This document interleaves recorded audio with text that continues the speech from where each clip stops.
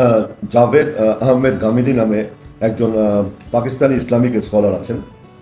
আমি খুব বেশি যে তার সম্পর্কে জানি এমন নয়। রিসেন্টলি রিকমেন্ডেশনে একটা ভিডিও আসার পরে আমি দেখেছি তার একটা ভিডিও, এবং সেখানে অনেকগুলো বিষয় উনি বলেছেন। তার থেকে একটা বিষয় উনি পাকিস্তানের সমস্যা নিয়ে বলেছেন।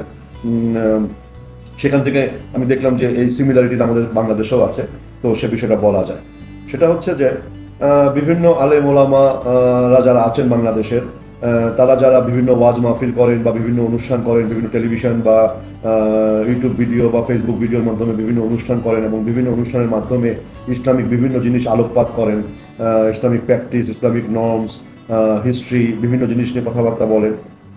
দেখা যায় যে অধিকাংশ ক্ষেত্রেই তারা তাদের নিজেদের সুবিধা মতো বা পছন্দ মতো আম, আয়াত, কোরআনের আয়াত বা হাদিস থেকে কোনো একটা জিনিস কোট করে বলে মানুষকে কনভিন্সিং এর নামে এক ধরনের ম্যানিপুলেশন করার চেষ্টা করেন। প্রবলেমটা অ্যাকচুয়ালি শুরু হয় সেখানে, যখন আমি বলেন ঠিক কিনা এই জাতীয় কথা বলে আরোপিত করে মানুষকে এক ধরনের কি বলবো, লজিক্যালি বা সেন্সিবলি কানেক্ট না করে নিজের মতো করে নিজের ভাষার বা কি বলে চটুলতা দিয়ে আমি মানুষকে কনভিন্স করার চেষ্টা করি। এবং যদি সে কনভিন্স না হয়, তাহলে প্রাইমারিলি আমি তাকে বলি যে এদেরকে আল্লাহ হেদায়েত করুক।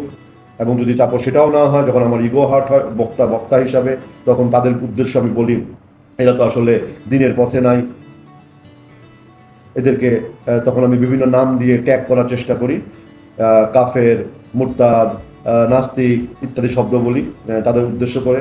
এবং তাতেও যখন আমার ইগো স্যাটিসফাইড না হয়, তখন আমি তাদেরকে কাফের বলে বা বিভিন্ন শব্দ বলে খুন করারও জায়েজ আছে বলে ফতোয়া জারি করে দিই। যেটা অ্যাকর্ডিং টু জাভেদ আহমেদ গামিদের মতে এই সমস্যাটা পাকিস্তানের ভিতরেও আছে। আমি দেখলাম যে একই সমস্যা আমাদের বাংলাদেশেও আছে। এখানকার ইসলামিক স্কলাররা, যদিও আমি ব্যক্তিগতভাবে কোনো ইসলামিক বাংলাদেশে ইসলামিক ফলো করি না, আমাদের কোনো ভিডিও আমি দেখি না, কিন্তু যতটুকু জানি বা বুঝি সেখান থেকে মনে হয় যে তারা এই কাজটাই করেন বা এই ধরনের প্র্যাকটিসটাই তারা চালু রাখেন।